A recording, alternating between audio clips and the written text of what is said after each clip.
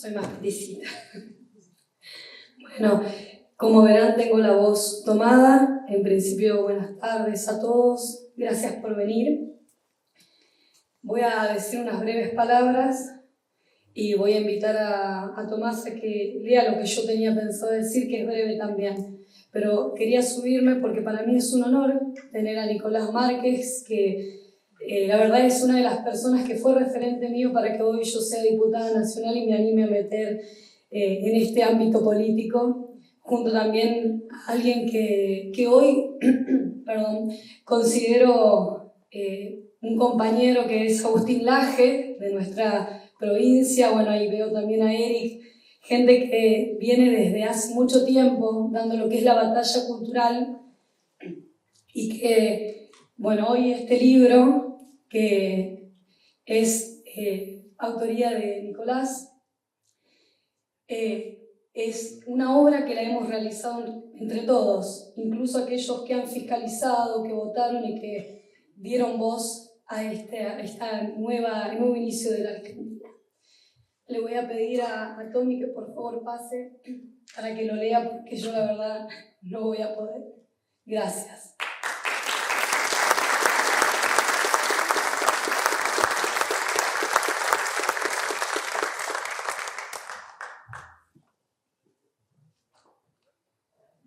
¿Qué tal? Muy buenas tardes a todos. Mi nombre es Tomás, integro la agrupación de Pumas Libertarios dentro de la Libertad Avanza en Córdoba, cuya presidente es nuestra querida diputada nacional María Celeste Ponce, a quien admiro muchísimo, y quien ya pudo exponer, debido a su voz, que no pudo decir las siguientes palabras.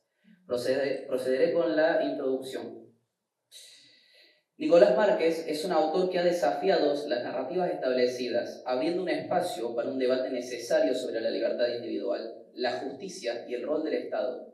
Sus trabajos han sido fundamentales para muchos de nosotros que buscamos una Argentina diferente, donde se valoren la honestidad, el esfuerzo y la responsabilidad individual.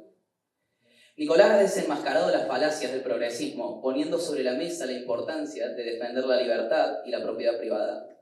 Ha demostrado que es posible construir una sociedad más justa y próspera a través de los principios claros y bien fundamentados. Sus ideas han sido una luz de guía en medio de la confusión política y han proporcionado una base sólida para aquellos que buscamos un cambio real. En este contexto, la figura de Javier Milei emerge como un líder que ha sabido canalizar estas ideas y llevarlas al ámbito político.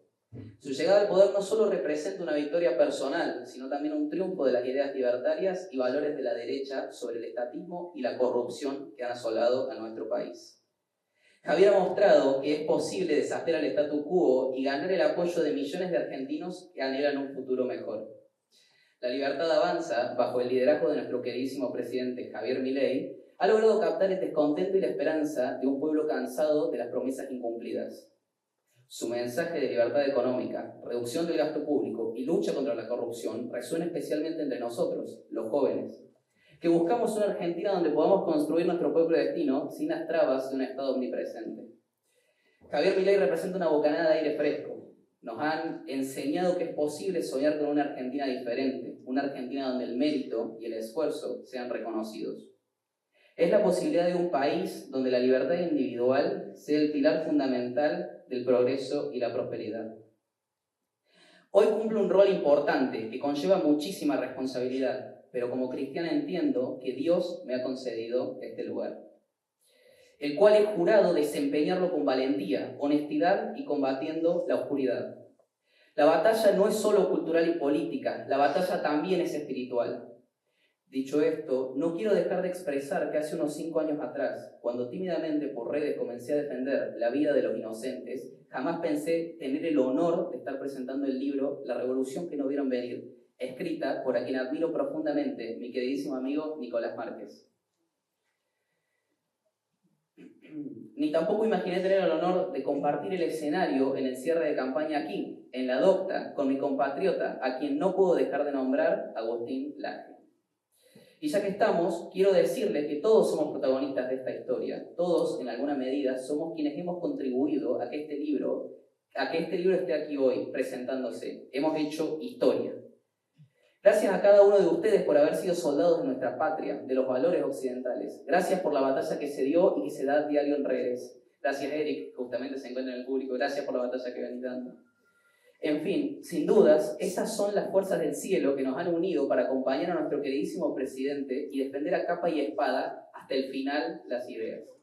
En conclusión, quiero agradecer a Nicolás Márquez por su valentía y claridad al presentar estas ideas y a Javier Milei por demostrar que el cambio es posible. Muchas gracias.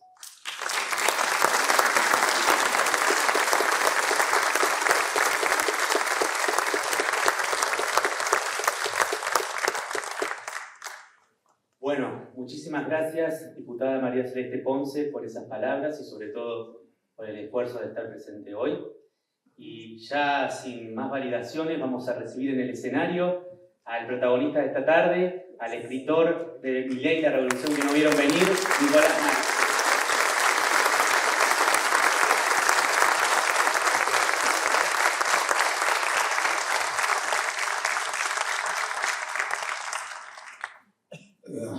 Se escucha. Bien. Me traje la campera de cuero por si querían que cante, pero no me dieron pelota.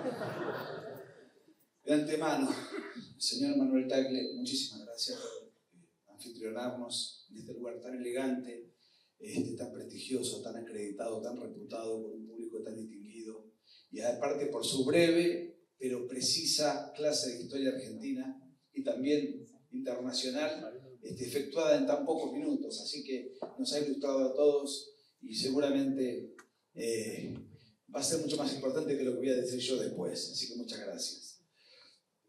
No puedo dejar de agradecer al motor de todo esto, a la irresponsable, la diputada María Celeste Ponce, que ni bien yo le sugerí si me ayudaba para venir a Córdoba, se puso la causa al hombro como una verdadera puma, que es la agrupación que dirige, y no solamente para hacer el evento acá, sino mañana en Río Cuarto, con unas agallas tremendas. Me consta las agallas que tiene porque sé de otras aventuras en las cuales me invitó a participar, que por diferentes motivos no se dieron, pero que realmente es una guerrera tremenda, y para mí es una tranquilidad personal como ciudadano saber que una de las bancas del Congreso está siendo ocupada por ella. Un aplauso.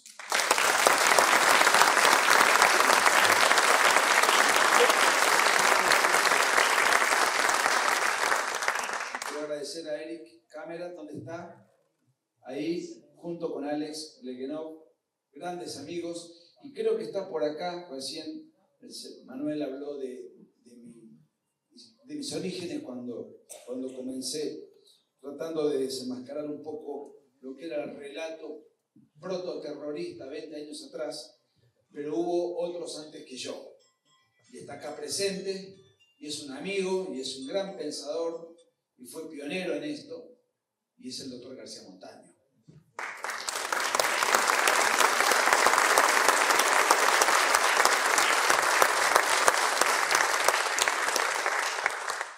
No sé si está disponible ese libro, pero les recomiendo Responsabilidad Compartida. Fue clave para robarle las ideas. Muchísimas gracias. Bueno, miren, había un pensador conservador que a lo mejor los más grandes se acuerdan, Emilio Ardoy, conocido como El Coco. Fue diputado nacional, hablaba 5 idiomas, un tipo de una brillantez y de una intelectualidad exquisita.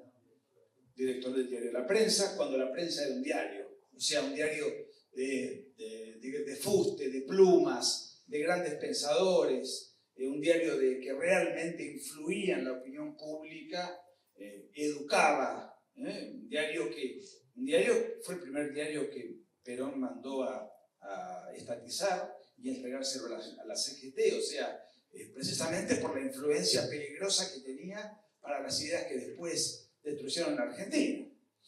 Y uno de los grandes sueños que siempre tuvo Coco Ardoy, digo Coco porque era muy amigo de mi abuelo, era que todos los sectores de la derecha en sus diferentes variables se uniesen en un mismo bastión. Armar un gran partido nacional con liberales, conservadores, nacionalistas, obviamente marcar una suerte de decálogo donde se pudiese llegar a 10 puntos comunes, y a partir de ahí llevar adelante un gran proyecto colectivo. Porque cuando uno quiere armar un partido político con los iguales, el más igual a mí soy yo mismo. O sea, yo tendría que ser el único candidato de mi propio partido.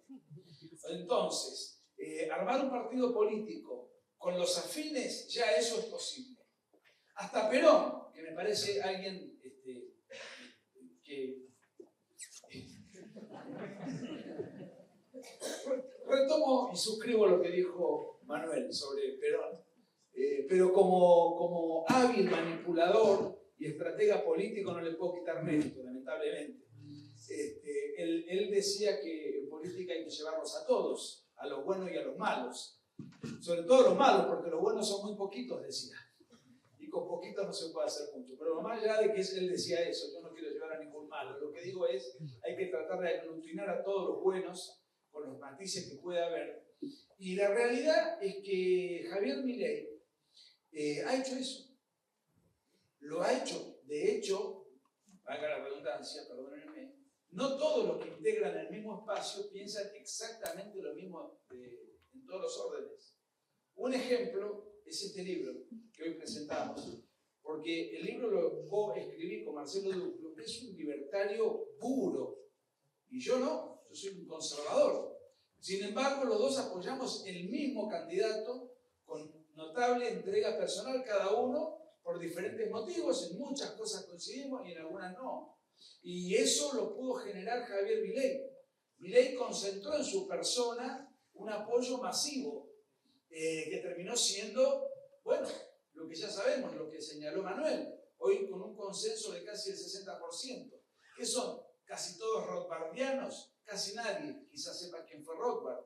El tema es el postulado de la tendencia. Y acá voy a hacer, así como mencioné a Coco Ardoy, a otro hombre que dio una tremenda pelea durante muchas décadas por ideas similares, que fue Álvaro Alzogaray.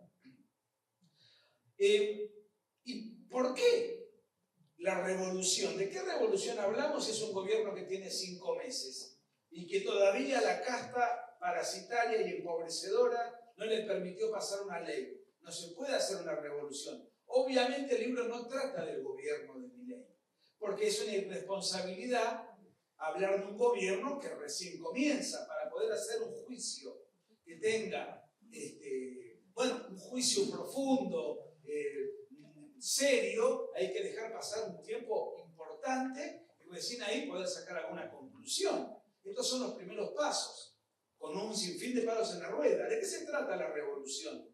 La revolución se trata de que partidos con ideas similares, como los que formaron los referentes ilustres que he nombrado, cada uno con su estilo, eran partidos que se caracterizaron por 3 ítems. Por un lado, eran partidos minoritarios. En segundo lugar, tenían su bloque de diputados, pero eran pequeñas fuerzas políticas, menores. En segundo lugar, pertenecían en general a ambientes exclusivos. De alguna manera partidos, me parece una exageración decir que eran partidos aristocráticos, pero sí que eran partidos de ambientes selectos. De hecho, hay una famosa anécdota cuando, promediando los 80, la Unión del Centro Democrático, el partido de Alzogaray, llenó la cancha de River, que fue un gran mérito, en un día de lluvia furiosa, cobrando entrada, y llenó la cancha de River. No era un tema menor. Había un chiste, una broma que corría. Yo tenía 10 años, pero me acuerdo patente. No fui por supuesto, pero me acuerdo de la tapa de La Nación y de lo que significó. Decía que había 50.000 personas dentro de la cancha y fuera de la cancha había 50.000 choferes. Entonces, el tercer aspecto es que era un partido de gente madura, ya grande. Y Milei hizo todo al revés. Milei generó un partido de masas, de gente sumamente joven.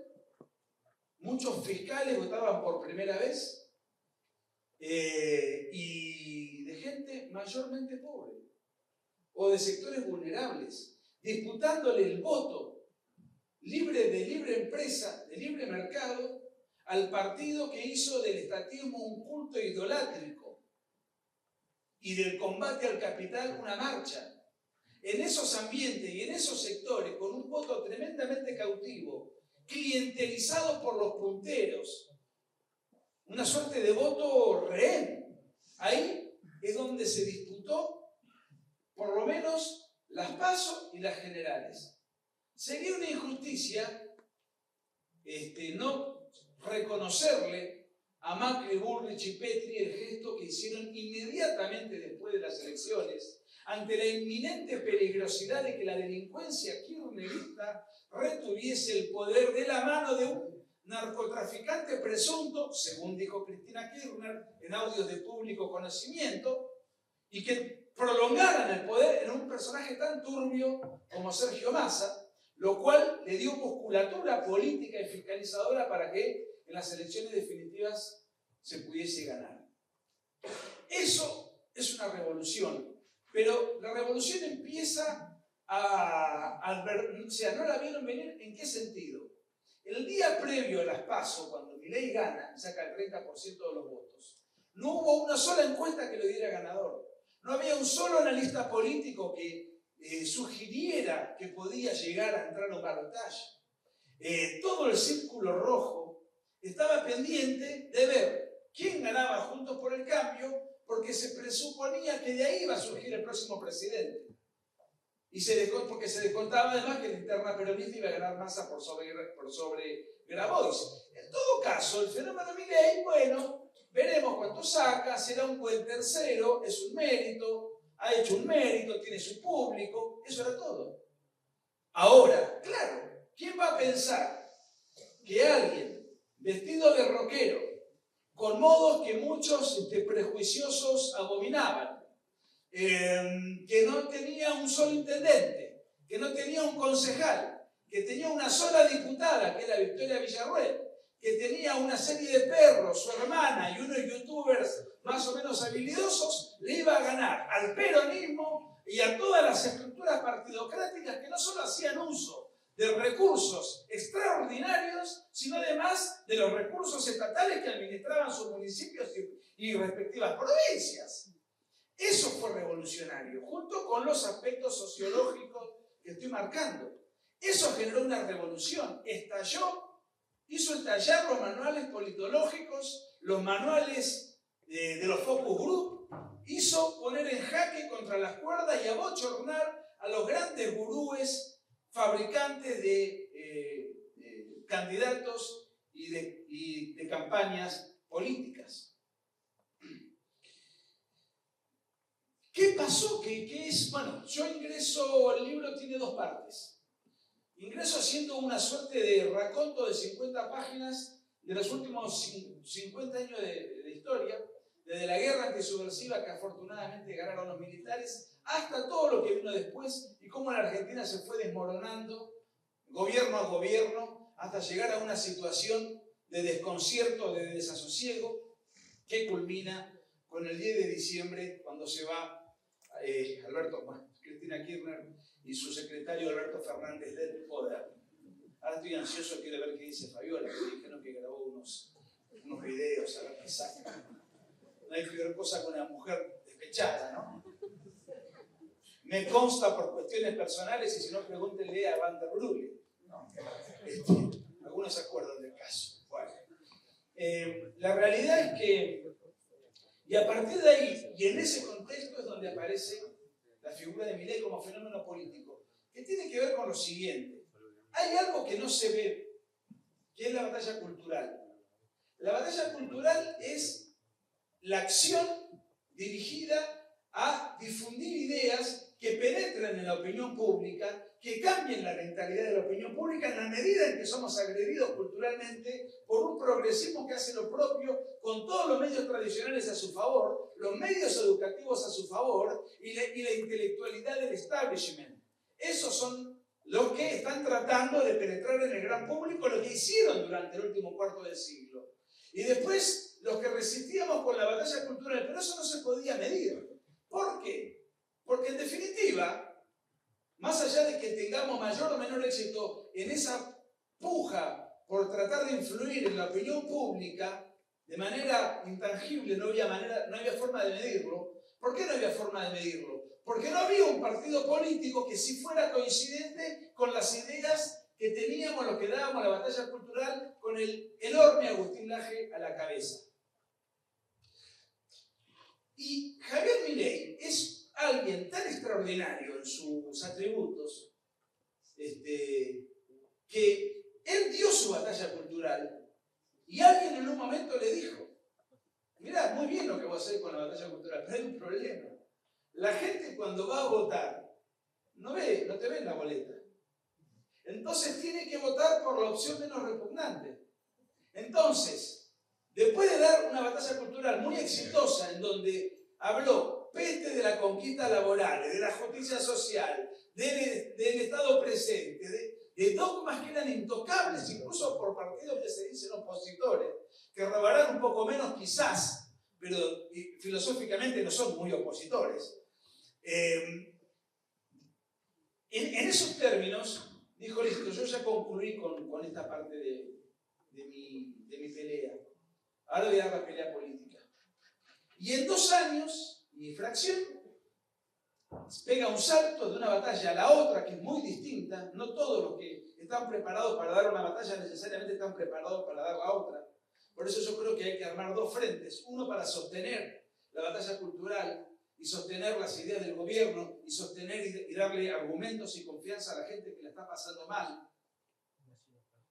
Y después están los que hacen, y después está la lucha política. Una es la lucha por las ideas y la otra es la lucha por el poder. Y Javier mutó de una batalla a la otra, las 2 en calidad de victorioso, la misma persona.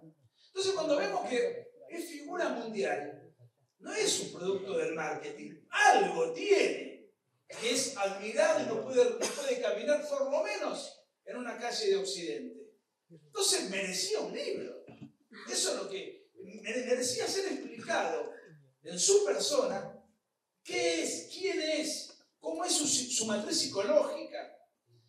Su temple, su temperamento, su escala de valores. Esto va más allá de lo ideológico. Estamos hablando del líder, porque es un líder. Y la segunda parte, y es ahí donde interviene Marcelo, que conoce toda la biblioteca que ha leído Milei, qué es lo que ha leído, y en función de lo que ha leído y de sus convicciones, hacia dónde quiere llevar a la Argentina. Me parece importante lo siguiente: Milei entiende que es fundamental la batalla cultural, de hecho le dedicó años de su vida. Ahora está en otra batalla, pero no ha descuidado la batalla cultural. ¿O creen que la ideología de género fue sacada porque sí? ¿O el lenguaje inclusivo fue sacado porque sí? ¿O el 8 de marzo, cooptado por el lobby feminista, fue cambiado el salón ese mismo día por casualidad? ¿O el documental con el Tata Joffre y otros actores el 24 de marzo para disputarle a la izquierda las mentiras que hizo sobre el pasado fueron parte de la casualidad?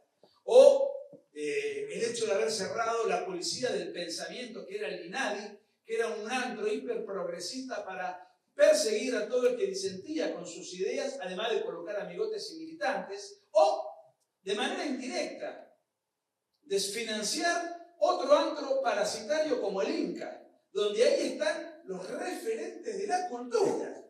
El otro día, no sé si los que me han seguido en las redes, me dieron 3 minutos en el Congreso y me amenazaron con hacerme un juicio. Todavía no fui notificado.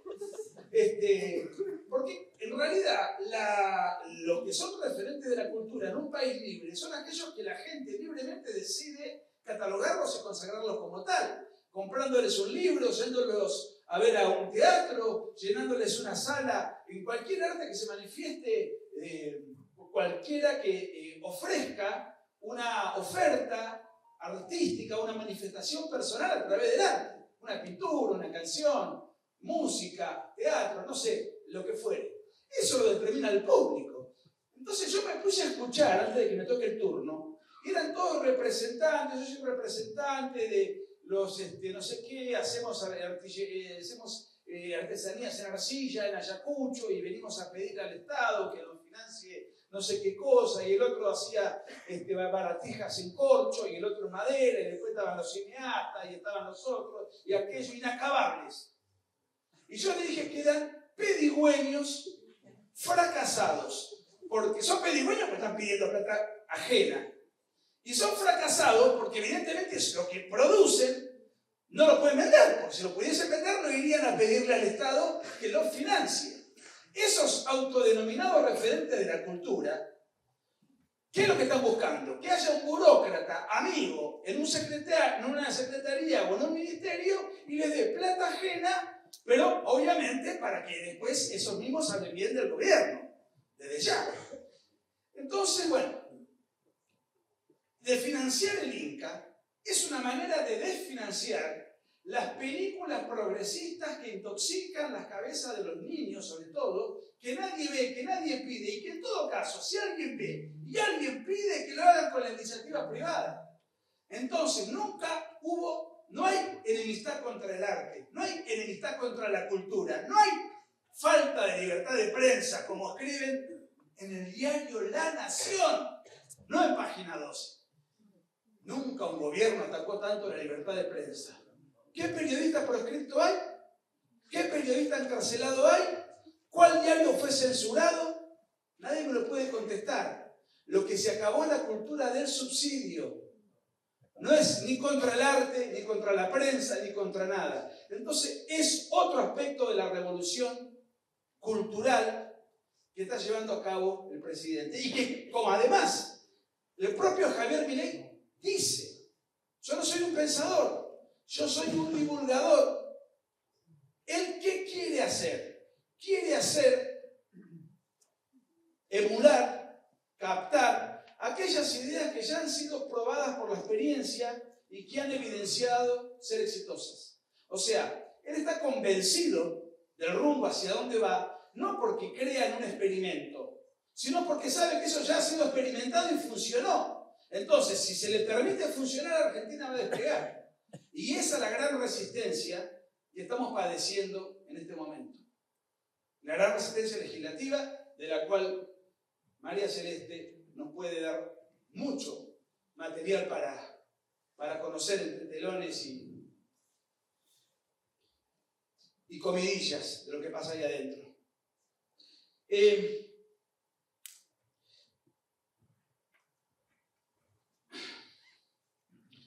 Hay un pasaje del libro donde Javier Milei expone por alguna razón, ¿no? Así como se enamoró cuando era chico del bilardismo, así como eligió ser arquero y en el libro está todo explicado, así como se encandiló con los Rolling Stones, o sea, todo eso ha ido marcando la personalidad. Pero en términos políticos, referencia a alguien, que es Carlos Pellegrini. Carlos Pellegrini asume en un contexto de furia, de caos, y acomoda todas las cuentas, incluso a sabiendas de que el pueblo le iba a pasar mal. Y cuando él entrega el poder, le sugieren los asesores salir por otra puerta, porque afuera estaba la multitud, discúlpenme el latín, señor Manuel Tagle, para reputearlo. Y le dijeron, vaya por la puerta del costado, vivía a 2 cuadras del Congreso. No, yo ya hice lo que tenía que hacer. Se puso el frac, la galera, tomó el bastón y se fue a la casa, 2 cuadras arrancándose los insultos múltiples y masivos. A mí me impresionó la anécdota de que Milei tenga como arquetipo a Carlos Pellegrini, porque Carlos Pellegrini hizo una transformación enorme y los aplausos de esa transformación no se los llevó él se llevó los insultos. Los aplausos se los llevó el presidente siguiente, porque 5 años después la Argentina era el primer PBI per cápita. Entonces, estamos en una circunstancia dentro de la cual tenemos al presidente que necesitamos. ¿Por qué? Porque para Noruega a lo mejor no sería el mejor presidente. A lo mejor necesitamos un tipo que haga consensos, que tenga otros modos, que reciba a todo el mundo, que arme... Sí, en la Argentina, gobernada por mafias empobrecedoras, enquistadas durante décadas, necesitamos a un gladiador intransigente con ideas tremendamente internalizadas y dispuesto a dejarlo todo.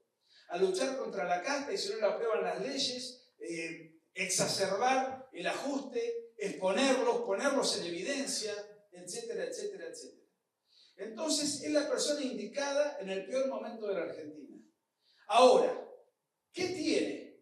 Tiene un temple, un coraje y una convicción enorme y una formación superior. Y a lo mejor, precisamente por no pertenecer a la partidocracia, porque los políticos que están en el hacer no se dedican tanto a la formación. A la formación se dedican los intelectuales. Es muy difícil en una misma persona las dos características al unísono. Las ha habido, pero son excepciones. Milei se le pasó toda la vida en el mundo académico.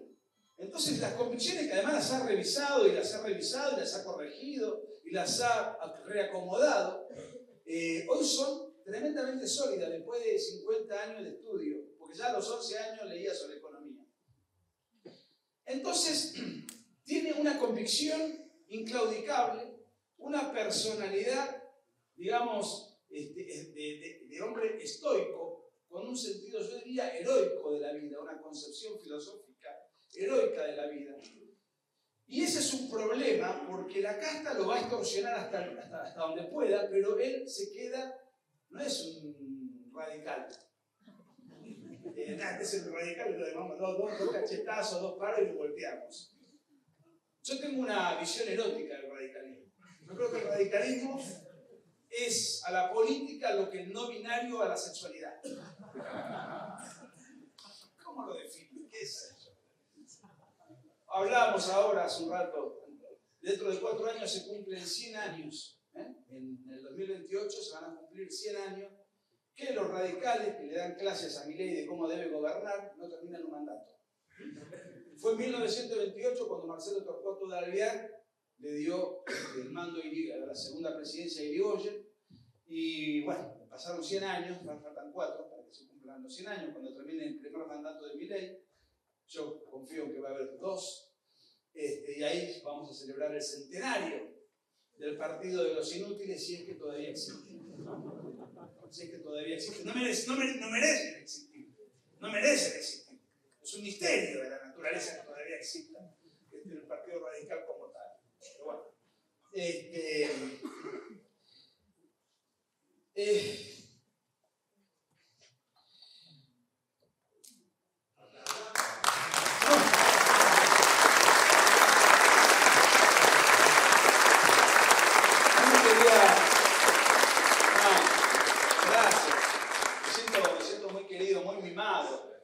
No sé si algunos de los que me siguen saben cómo me ha tratado la prensa los últimos 20 días después de la nota con Telegram, ¿no? O sea, toda una playa de intelectuales que lo salió a matar. Ricky Martin, Lizzie Tagliani, Lali Espósito y Flor de la Vega, entre los más destacados. Así que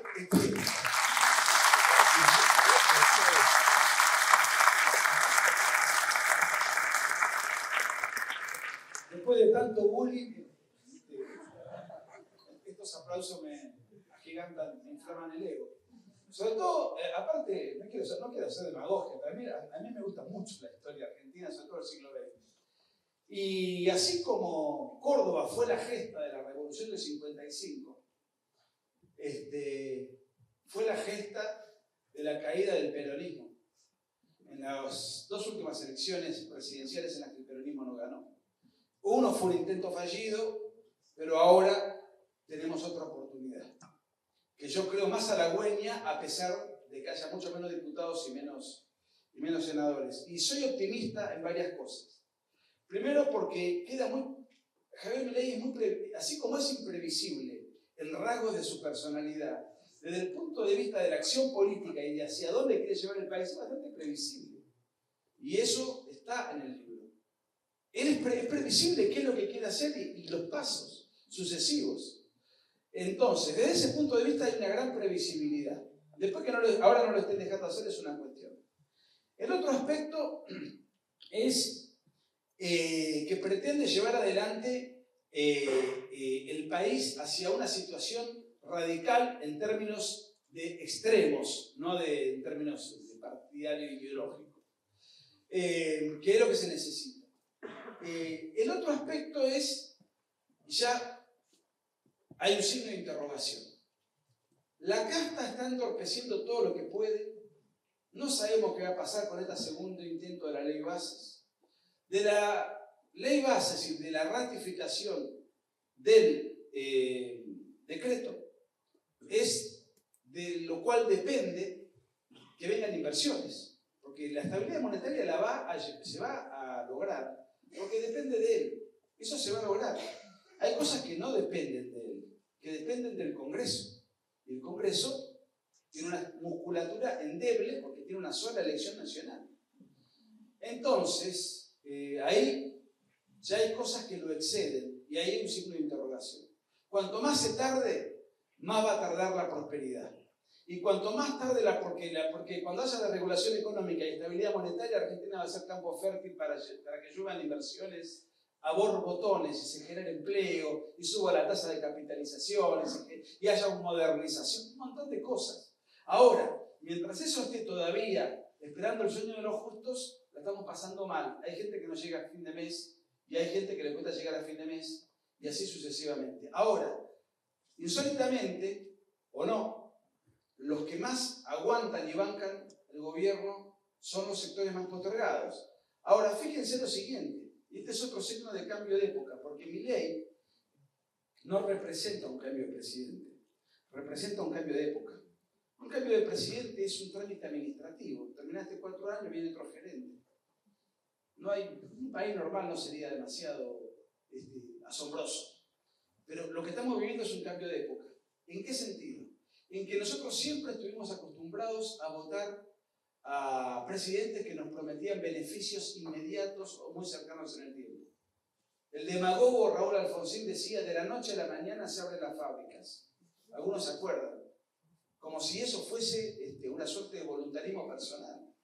Menem hablaba del salariazo y la revolución productiva, como si también eso fuese decisión de un gobernante.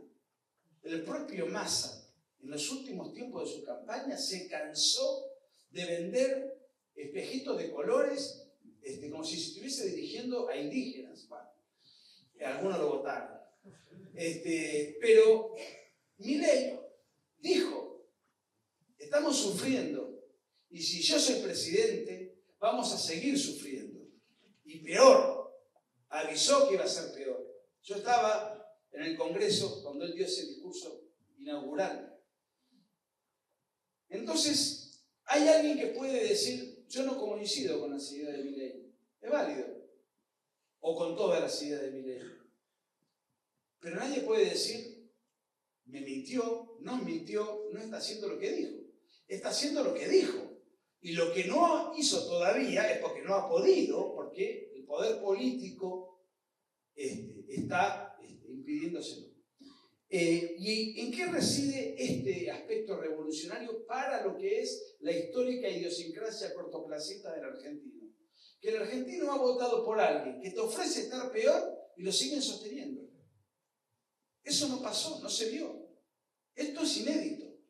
Hay un cambio de época, hay un cambio generacional, hay un cambio de mentalidad, hay un cambio idiosincrático y los partidos opositores no saben cómo colocarse todavía ni qué ofrecer, solamente saben oponerse y dilatarle a Milei las reformas, porque además temen que si Milei puede hacer las reformas y le va a ir bien, porque así lo demuestra la evidencia empírica, no solamente no vuelven al poder, sino que además Milei se garantiza una reelección. Ahora, hay elecciones de medio término el año que viene. Eso a él le daría, de hacer una buena elección, una musculatura política brutal. Pero esa musculatura política, ¿por qué sería brutal? Porque renueva 2 diputados. Él y Villarroel, que entraron en el 2021.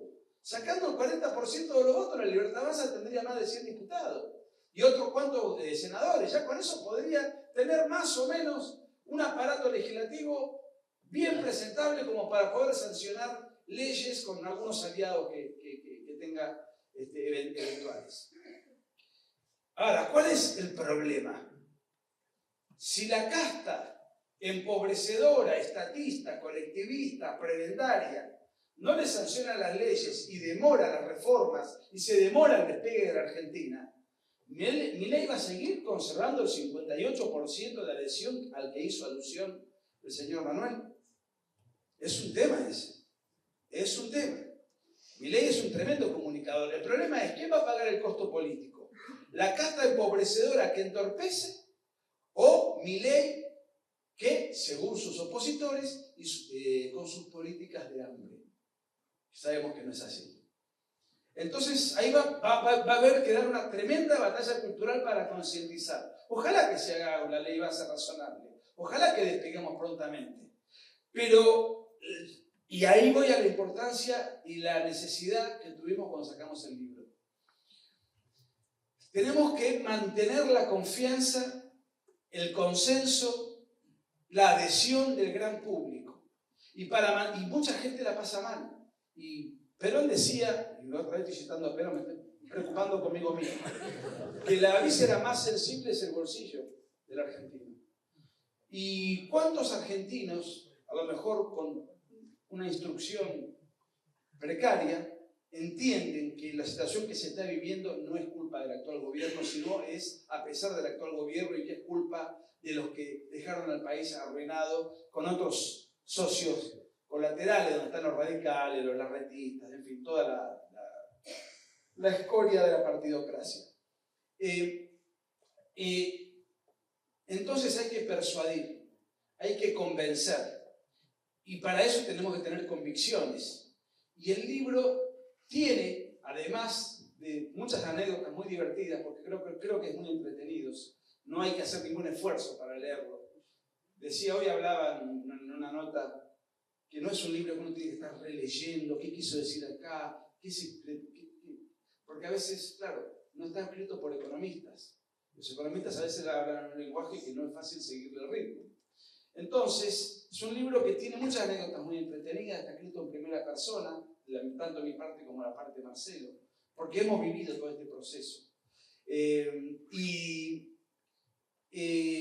Se entiende con mucha facilidad por qué hay muchos conceptos que Milei ha ido arrojando, algunos no los voy a decir por motivo de decoro, pues ya dije una mala palabra, todos no voy a decir, pero muchos conceptos que son fáciles de desarrollar y de entender por qué hay que apoyar el proyecto. Y para eso hay que dar la batalla cultural. Y para dar la batalla cultural hay que estar cultivado. Y para estar cultivado hay que cultivarse. Pero además, cultivarse en este caso y entender el proyecto y el proceso que se busca para la Argentina no implica un esfuerzo intelectual como cuando uno está estudiando, que tiene que sentarse en el hastío de memorizar. No. Es un libro para la playa, que entretiene, pero que te enseña. Decía Escrivá de Balaguer que el ocio no es no hacer nada, sino hacer aquellas cosas que requieren de menor esfuerzo. Me parece que el libro cumple los dos objetivos. Es entretenido por un lado, y por otro lado uno va incorporando y mamando y internalizando un montón de conceptos que los va consolidando y que después le van a poder servir para persuadir a sus semejantes y multiplicar lo máximo que se pueda esa persuasión que va a ser uno de los sostenes que va a tener Milei para esta lucha que está dando contra la casta, con un puñado de diputados valientes, gracias María Celeste por tu persona, y contra la casta periodística, y contra la casta de actores, y contra la casta de cantores, y contra la casta política, y contra la casta de empresarios prebendarios. Es decir, esto es una guerra entre los argentinos del bien y los argentinos del mal. Cuando Milei habla de los argentinos del bien, no es un maniqueísmo demagógico. Esto es así. Esto es efectivamente así. Entre los sectores que se levantan a laburar y a producir en condiciones muchas veces muy desventajosas, y los sectores que históricamente han sido parasitarios y no quieren perder sus negocios. Ese es un poco el espíritu que tiene el libro. Pero además también para que lo entiendan aquellos que no simpatizan con Milei, que entiendan por qué hace lo que hace, por qué es como es, por qué dice lo que dice y por qué toma las decisiones que toma. Yo estoy muy confiado, les quiero contar algunas cosas antes de cerrar. Esto empezó en la Feria del Libro, increíblemente, nunca que me haya tocado sacar un libro salió cubierto por 4 diarios. Los 4 diarios tenían algo en común, nos mataron. Porque como el salón era para 250 personas, lo cambiamos a un salón de 1200, porque la demanda se veía muy grande. Había 800 personas en el salón, pero sacaron la foto en la última silla, la foto tomada de página 12, con un gran angular, yo conozco de fotografía, entonces se veía como una gente allá pilotonada adelante y después se veían unas sillas enormes atrás. Entonces, de los 250 eventos que hubo en la Feria del Libro este año, creo que habrá sido el evento número 4 y número 5 en convocatoria. Y fue presentado por el Twitter oficial de la Feria del Libro como un fracaso. Yo acabo de llegar de Mendoza, de un salón tremendo de gente, estoy viendo este salón repleto y el cariño, y mañana vamos a estar en Río Cuarto, y el martes estoy en Santa Fe, y el miércoles viajo a Chile. Estoy 5 días en Chile con este libro, y de ahí me voy a Miami, también con el libro, y después vuelvo a Paraguay, si quedo vivo, a Asunción a hacer una serie de conferencias, y después no sigo porque las vacaciones de invierno me cortan a mitad de camino, pero vuelvo en agosto a Cochabamba, Santa Cruz de la Sierra, La Paz, la Feria del Libro en Ecuador, Colombia, México, Perú, y me queda Rosario, Catamarca, bueno, no importa. Lo que quiero decir es que esto es una patriada. Llevarlo a todos los lugares donde podamos, independientemente de que se venden toda la librería del país. Y acá vino de Buenos Aires Andrés Mego, que es el titular de Hojas del Sur, pero llamé por teléfono para ofrecerle la propuesta, que es el mismo editor que edita los libros de Miklos Lukács, que edita los libros de Agustín Laje, que edita los libros de Pablo Muñoz Iturrieta. Es decir, obviamente que el libro es un concepto comercial, es un negocio. Pero una cosa es hacer del libro un negocio sin el menor contenido valórico, y otra cosa es producir libros para ganar dinero legítimamente, pero haciendo un bien en la comunidad y en la batalla cultural. Así que, gracias Andrés. ¿Dónde estás, Andrés? Gracias, Andrés. Se vino...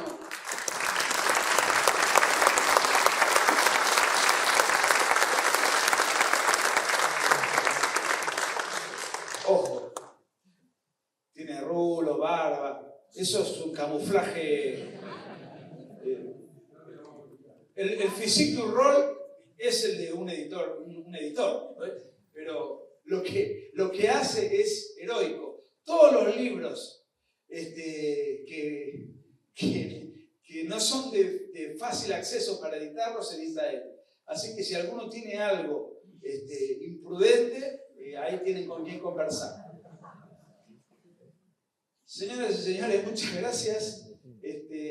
Yo no sé si vamos directamente a firmar libros, si quieren que haya alguna pregunta, eso lo deciden los organizadores.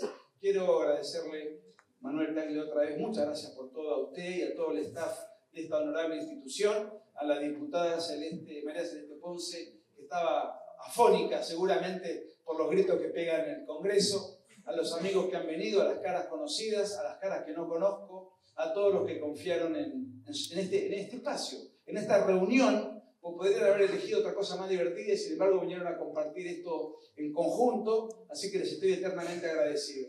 Además, tengo de Córdoba un recuerdo enorme porque hace exactamente 20 años, y cierro con esta anécdota, en el Jockey Club yo vine a presentar mi libro La otra parte de la verdad. Y bueno, mira, era otra época, otro contexto, otro tema. Y de repente viene una señora, muy amable, con un chico de 14 años. Dice, no, mi hijo me trajo. Eran todos más grandes que el primero, yo tenía 20 años menos. Y encima, el público era mayor, o sea, yo era una mascota y hablando. Y en ese momento, me cuenta ese chico que se llamaba Agustín, que había leído el libro La otra parte de la verdad y me pidió el Messenger.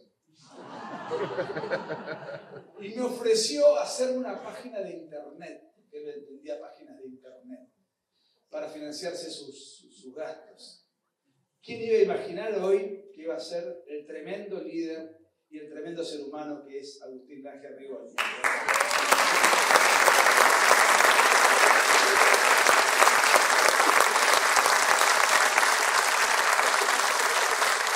Bueno, y a todos los que ayudaron a Celeste a organizar esto, al doctor Escala, otro baluarte de la batalla cultural que hace años.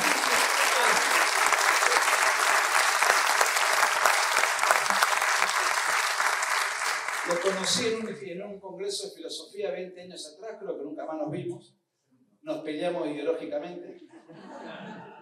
Pero no sabíamos quién estaba más a la derecha. Teníamos un problema de identidad de género.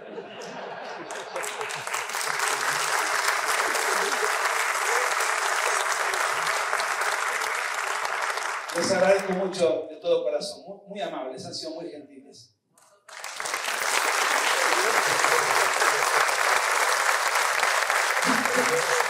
Bueno, muchísimas gracias, Nicolás, por esta presentación de este maravilloso libro, Mi ley, la revolución que no vieron venir. Muchísimas gracias a la Bolsa de Comercio, a todo el personal que estuvo apoyando, el equipo, al staff, al presidente de la Bolsa de Comercio de Córdoba, Manuel Tagle, por recibirnos a todos en esta que es su casa, a la diputada nacional María Celeste Ponce por estar presente. Bueno, no queda más que agradecerles a todos ustedes por venir. Nicolás va a estar ubicado en la mesa de allá, donde ven que está la silla vacía. Bueno, en unos minutitos Nicolás se sienta ahí para que todos ustedes puedan firmar sus libros. Si desean adquirirlo, allá en la mesa van a poder hacerlo. Y los que quieran que se lo firme el autor, que está hoy acá presente con nosotros, y además sacarse alguna foto, bueno, Nicolás va a estar ahí disponible en la mesa. Aprovechenlo. Señores, señoras, muchísimas gracias y desde ya que tengan una linda semana.